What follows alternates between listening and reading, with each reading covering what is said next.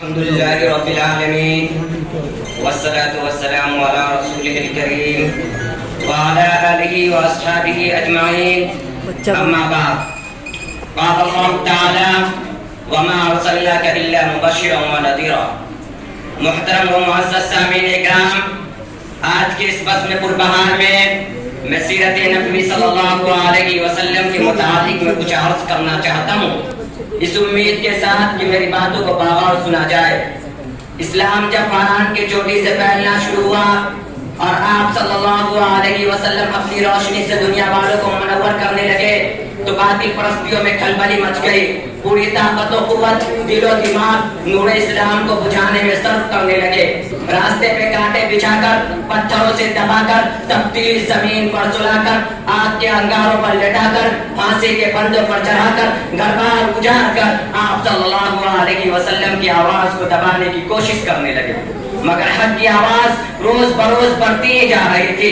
محترم حضرات، 7 ربیع المحرم الحرام کا مہینہ ہے کہ مکہ کے تمام لیڈروں نے مل کر ایک میٹنگ کی. ابو جہل نے پورے قوم کو للکارا کہ اے غیوراتو، جسے ہم بچہ کا کھیل سمجھ رہے ہیں وہ ہمارے دین اور دنیا اور عزت و آبرو کے لیے طوفان بن چکا ہے.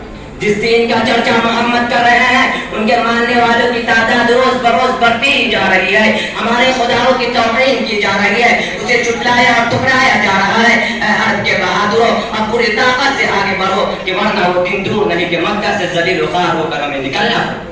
ابو جہل کے تقریر نے پورے قوم کو ڈرما دیا.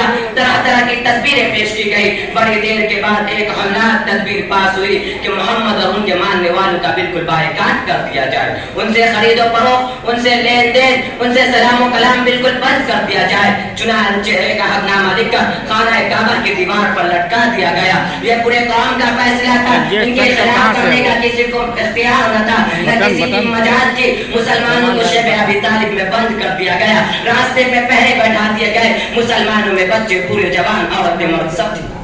کھانے کے سامان دھیرے دھیرے ختم ہو گئے. درختوں کے چھالے کاٹا کر، کانٹے چبا چبا کر دن کاٹنے لگے. صرف ایک دن کے لیے پابندی ایام حج میں ہٹا لی گئی. مسلمان گھاٹی سے باہر آ گئے، کپڑے پھٹ گئے، آنکھیں دھس گئی، قدم لڑکھڑا رہے تھے. محترم حضرات، قربان جائیے ان مسلمانوں پر جن کے زبان پر کوئی شکایت نہ تھی. مسلمانوں کی یہ خستہ حالت دیکھ کر کفار کہہ لگا رہے تھے اور کہہ رہے تھے کہ مسلمانوں،